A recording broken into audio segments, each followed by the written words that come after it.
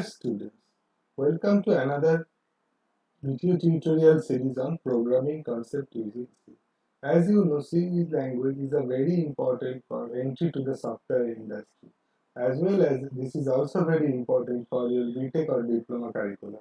Okay, so to so from in this tutorial series today we will learn Introduction to Computing. This is our lecture one. Okay.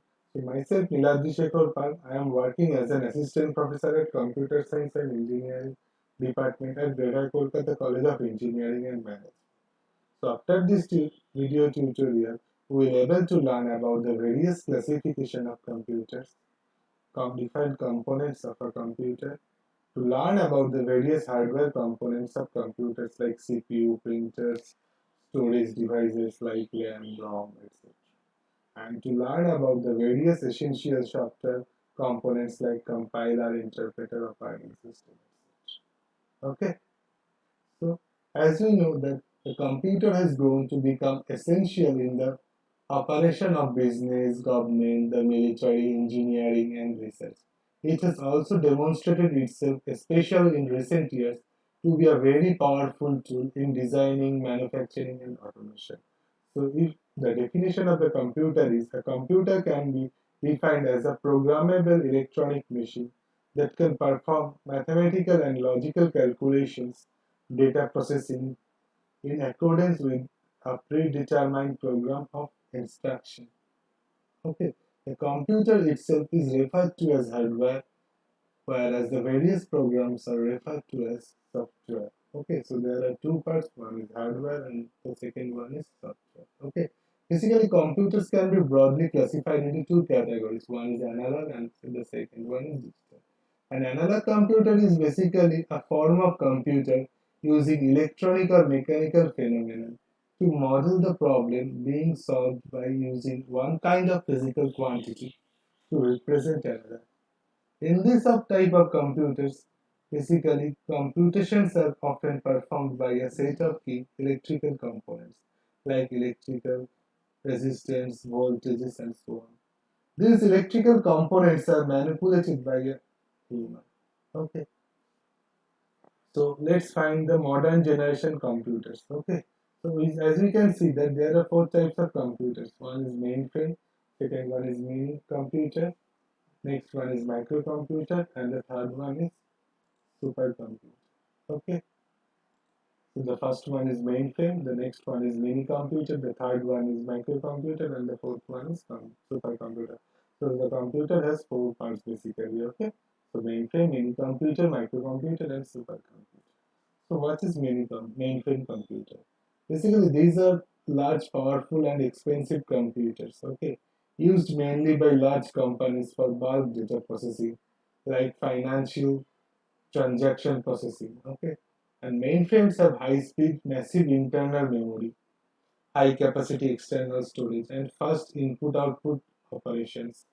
Commonly used mainframes are IBM's Z/OS, OS/390. These are the commonly used mainframe computers. Okay. Next come to the mini computer.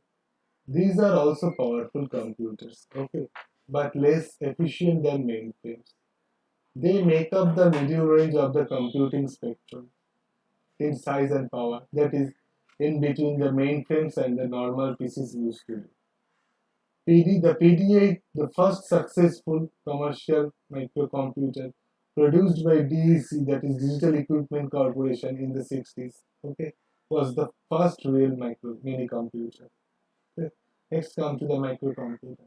These are the basically smallest range of computers in terms of speed and efficiency. Today's desktop PCs are known as microcomputers.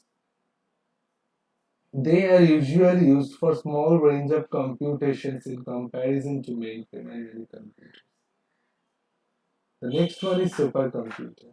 These are the fastest type of computers. Supercomputers are very expensive and are employed for specialized applications that require large complex mathematical calculations. For example, weather forecasting requires a supercomputer. Other uses of supercomputers include animated graphics, fluid dynamic calculations, nuclear energy research, and so on. So next come to the defined components of a computer. The key component that makes a computer system is hardware and software. Okay. Computer hardware defines a fully usable computer system. It includes motherboard. So motherboard basically consisting the main circuitry of a computer and controls the various peripherals attached to a computer. Okay. So motherboard is the main part of the computer, or you can say that the main brain of the computer. Okay. All the things chips are basically integrated within the motherboard. And the second one is RAM, that is random access memory. This basically we have two types of memory. One is secondary memory and this next one is primary memory. And the RAM comes under primary memory, and this type of memory is called the volatile memory. Okay. Next one is HDD, that is hard disk drive, which is basically part of secondary storage. Next one is processors. Processor is basically the CPU or the central processing unit. It is basically the heart of the computer system. Okay, this is responsible for all type of complex calculation in a computer. Okay, basically CPU or the processor executes all type of processes. Okay, basically processes are stayed in the RAM or primary storage or main memory, and CPU takes the process from main memory and executes those processes. Next one is keyword. This is basically input unit which serves as input device to a computer. Next one is monitor. Monitor basically which serves as VDU, that is physical display unit of a computer. Okay. And the next one is secondary storage devices like floppies, magnetic storage devices like CD-ROMs, RAMs, or optical storage devices, and printers for printing the computer. Okay, these are all the secondary storage devices. Next come the software part. Basically, software is a set of instructions, data, or program used to operate computers and execute specific tasks. Okay, so the computer basically set of instruction. There are two types of basically software. Okay, the one is called the utility software, and the second one is the system software. System software is basically the operating system, and the utility softwares are basically the software that we install over the operating system, like Microsoft Office or any audio video player. Okay, these are the all softwares. Okay, the fundamental method of representing information in a computer is a collection of electrical pulses. A computer recognizes both the presence and the absence of a pulse. Okay, and this gives rise to the so-called binary representation. For example, if 0 represents the absence of a pulse and 1 its presence, a sequence such as 1001 has some specific meaning for the computer. Such a binary representation is used in computers, and the programs written using these binary numbers are said to be machine language. But writing a program in machine language is very difficult and complex. So the computer language advancement, high-level languages like Basic, Pascal, C, Java, etc. came into picture to design customized software and ease the development process for programmer. Software is basically a generic term, okay, used to refer to applications, scripts, and programs that run on a device. Software can be thought of as a variable part of a computer, and hardware the individual part. Okay. Software is basically often divided into categories. One is called as I have told, and is application software, and the next one is utility software or system software. Application software to refers to users downloaded programs that fulfills a want of our needs. Example: Office sheets, database programs, web browsers, WordPress. So these are all the application softwares. Application software basically installed over the system software. If we do not have any system software, we are not able to install those application softwares. And system softwares includes operating systems and any program that supports application software. So these are the different components of a computer, or you can say that These are the different workflow. Okay, so all types of computers follow the same basic logical structure and perform the following five basic operations for converting raw input data into information useful for the users. Number one is take input operation. Why this take input operation is used? The process of entering data and instructions into the computer system is called the take input operation. What is store data operation? Saving data and instructions so that they are available for processing as and when required. So after stored data operation, the few data are stored in the memory. Processing data means the to perform any operations on the stored data. Okay, so performing arithmetic and logical operations on the data in order to convert them into useful operation. Next is output information. The process of producing useful information or results for the user, such as a printed report or visual display. Control the workflow. Directs the manner and sequence in which all the above operations are performed. Okay, so there are five operations. Number one was take input. So first one is take input. What is the description? The process of entering data and instruction into the computer system.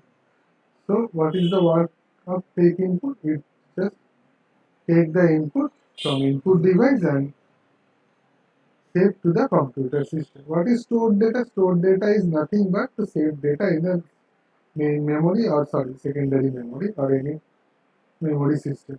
Saving data and instructions so that they are available for processing as and when required. Okay. Next one is processing data. Performing arithmetic and logical operations on data in order to convert them into useful information. Processing data basically performed by the CPU. Okay. Different arithmetic and logical operations are part of this. Next one is output information. The process of producing useful information or results for the user, such as a printed report or visual displays. Okay, so this is the function of output information. Okay, so any types of result or like those things are part of this output information. And the next one is control flow, the workflow. It basically directs the manner and sequence in which all of the above operations are performed. Okay, so in this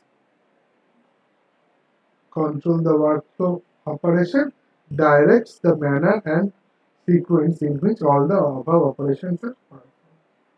Okay, so as you can see, this is the components of the computer, and this is total the CPU. CPU has basically three parts. One is memory unit, next one is control unit, and the third one is arithmetic and logic unit. And this is the input unit, and this is the output unit. So input unit sends some data, CPU perform those. The data are saved at memory unit, control unit performed, and arithmetic and logic unit. Using those arithmetic and logic unit, control unit perform those things. And after performance, the output, the data goes to the output unit for presentation.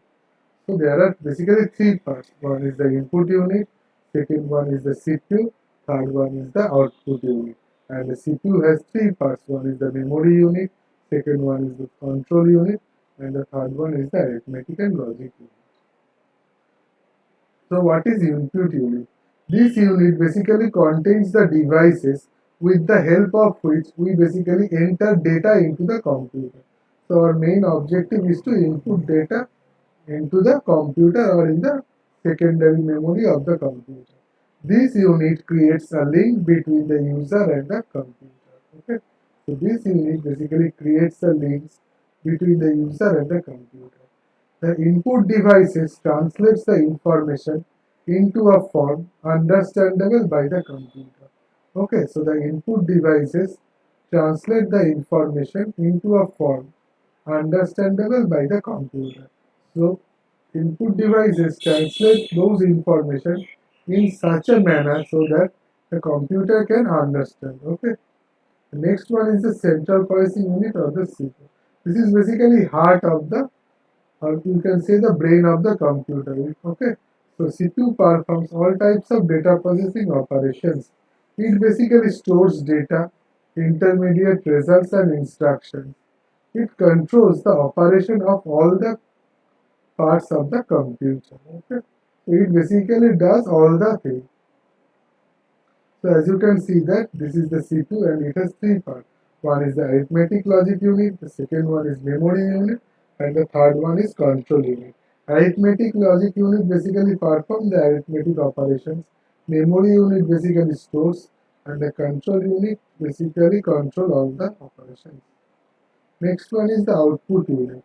The output unit basically consists of devices with the help of which we get this information from the computer. So input device, what does the input unit do?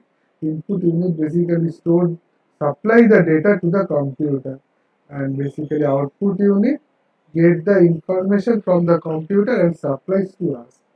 This unit is a link between the computer and the user. This unit is a link between the computer and the user. Basically, it is the link between the computer and the user. Output devices translate the computer's output into a form understandable by the user. Basically, in case of input unit, we have to translate the input data in such a way so that the computer can understand. In the similar way, the output that is produced by the computer should be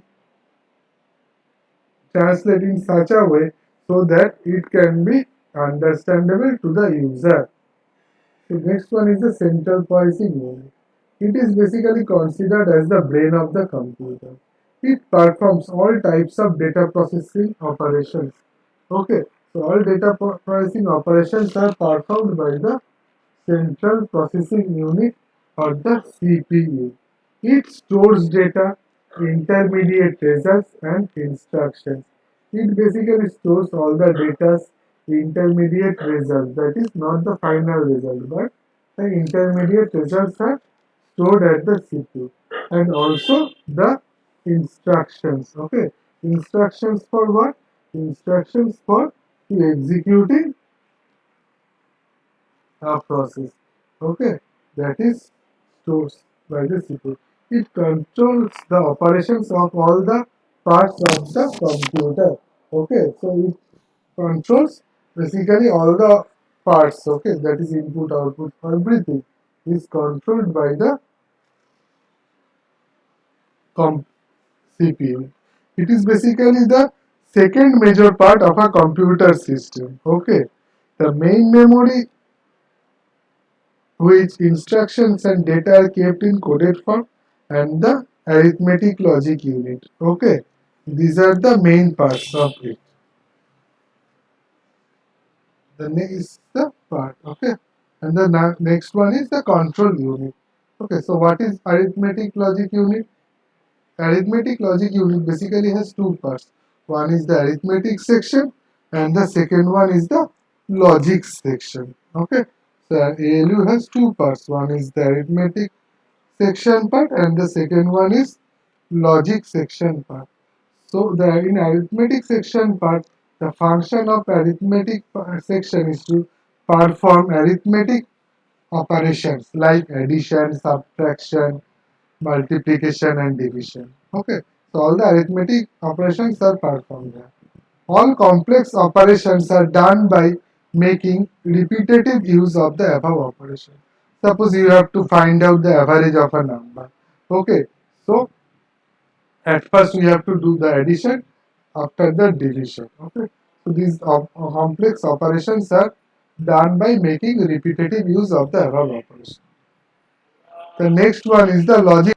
The next section is the logic section. Function of logic section is to perform logic operations such as comparing, selecting, matching, and merging of data. Okay, it's basically the logical part. Okay, suppose we need to compare whether uh, suppose we have a program to check whether a number is odd or even.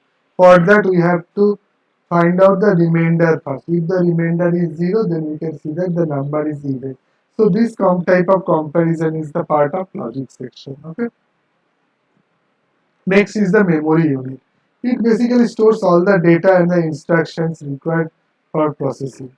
It basically stores intermediate results of processing. It stores the final results of processing before these results are released to an output device. All inputs and outputs are transmitted through the main memory. Its size affects speed, power, and capability. So there are two types of memory units. One is the primary memory and the next one is the secondary memory. Primary memory is the RAM and the secondary memory is the hard disk. Primary memory is basically used for the execution of a process and secondary memory is basically used for the storage purposes. Next is the control unit. It is basically responsible for controlling the transfer of data and instructions among other units of a computer. Okay. It manages and coordinates all the units of the computer. Okay. So it controls and manages all the units of the computer. Next, it obtains the instructions from the memory, interprets them, and directs the operation of the computer. Okay. So it controls how the operations will be performed. Okay. It gives the essential directions. It communicates with input-output devices for transfer of data or results from storage. It does not process or store data. Okay. The control unit does not store any type of data. Next is the input unit. So different input units are keyboard, mouse, scanner, microphone. Okay, so these are the different input units. Next come the output unit. Basically, one of the best output unit is the monitor, as we can get any types of result through the monitor, through visual display. So monitors commonly called as visual display unit or VDU. It is the main output device of a computer. It forms images from tiny dots called pixels. Basically, any picture is consists of pixels that are arranged in a rectangular form. Okay. The sharpness of the image depends upon the number of pixels. Okay. If number of pixels is high, then the sharpness or the quality of the image improves. So we have two types of monitors. One is CRT or cathode ray tube. These are the old models. And the next one is a flat panel display physical section. Okay, these are the current one. So this is the example. This is the pictorial representation of cathode ray tube, and this is the flat panel. Okay. Next, another is printer. Printer is basically an output device. Okay, which is used to print information on paper. Basically, what does the So basically, in my monitor, this is also an which is also an output device. We get any information in the soft form. That is, we cannot touch it. But if we get any information in printed form or in the hard form, then we need a printer. Okay. So these are the different types of printer. So we have two types of basically printers. One is the impact printer, and the second one is a non-impact printer. Impact printers again divided into two parts. One is character printers and the next one is the line printers. Character printers is again divided into two parts. One is dot matrix printer and the second one is daisy channel printer. Okay. And line printers are basically also have two parts. One is drum pointer and the second one is chain printer. And the non-impact printers are also two types. One is laser printer and the one other one is inkjet printers. Okay. These dot matrix printers, as you know, it's are the old printers. Okay. So these dot matrix printers has a print head that travels across the paper. Okay. In dot matrix printers, the head has a set of pins which are pushed out to form the shape of each character. Okay. And in case of dot matrix printer, the pins hit an ink ribbon against the print paper as the print head moves along. Okay, these are types of printers are used to limit it to situations where carbon copies are needed and the quality is not too important. Okay. And the advantages of dot matrix printer is its costing. The purchase cost is very low and the running costs are also very low. And these types of dot matrix printer can print fairly quickly, particularly if we remember that multiple copies are being printed in one print run. Okay, and the disadvantages are the printing quality is very low. Okay, quality is very low, and because of this impact, these printers can be quite noisy. Okay, so these are little bit noisy. Next come to the inkjet printers. Okay, the print head in inkjet printers, the print head basically contains tiny nozzles through which different colored inks can be sprayed onto the paper to form the characters or the graphics images. The ink is forced out by heat or by tiny psychoelectric crystals, okay, which change shape when an electric current is applied across them. Okay, and what is the laser printers? These laser printers operate by sharing a laser beam to produce an image on a drum. And this type of printer in the drum is rolled through a toner, and the electrically charged portions of the drum pick up ink. Finally, using a combination of heat and pressure, the ink on the drum is transferred onto the page. Okay. So these are the important printers. Okay. Next, go to the RAM or random access memory. This is basically used to store the process during the execution. Okay. So RAM is the internal memory of the CPU. Okay. For storing data, programs, and program results. It is a read-write memory which stores data until the machine is working. Access time in RAM is independent of the address. That is, each storage location inside the memory is as easy to reach as other locations and take the same amount of time. Data in the RAM can be accessed randomly, but it is very expensive. RAM is volatile. That means when if the data stored in it is lost when the power is turned off. Okay. So RAM is also of two types. One is the static RAM and the another one is dynamic RAM. Or we can say it as SRAM and DRAM. Now come to the SRAM. The word static indicates that the memory retains its contents as long as power is being supplied.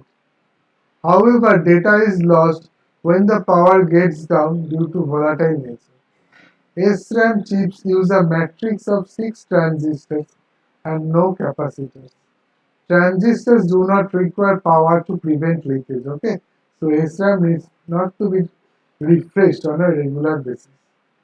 There is extra space in the matrix, hence SRAM uses more chips than DRAM for the same amount of storage space, making the manufacturing cost higher.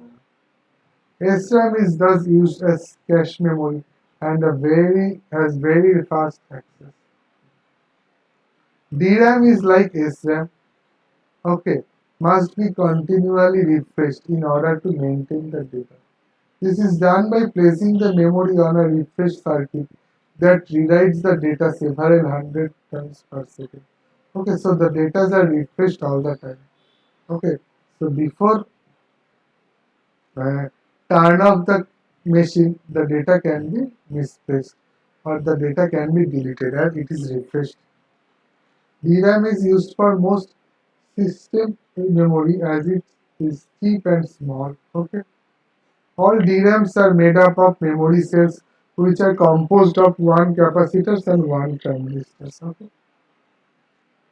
So now what is ROM? ROM is basically read-only memory. That we know that CD-ROM, so will not store any types of data. Okay.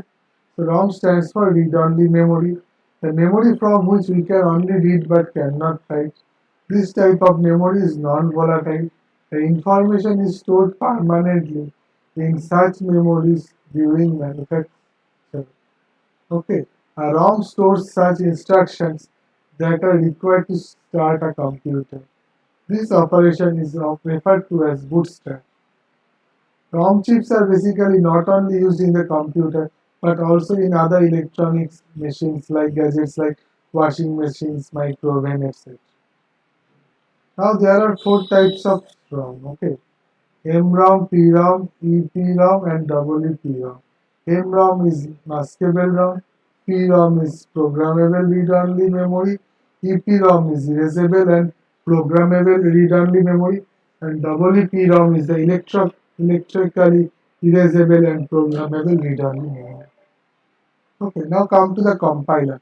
Compile basically translates the code written in one language to some other language without changing the meaning of the program. Okay, so in case of any programming language, we write it in the English language or any speaking human speaking language. Okay, after that it must be compiled to get check whether is there any error or not. Okay, it is also expected that a compiler should make the target code efficient and optimized in terms of time and space. Okay, so it must be in proper time and in proper space.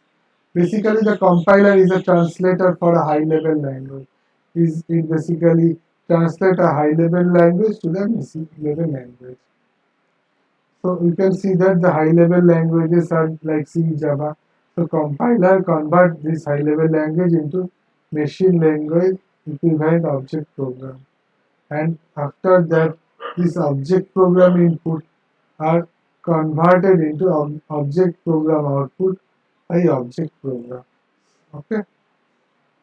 Next, what is assembler?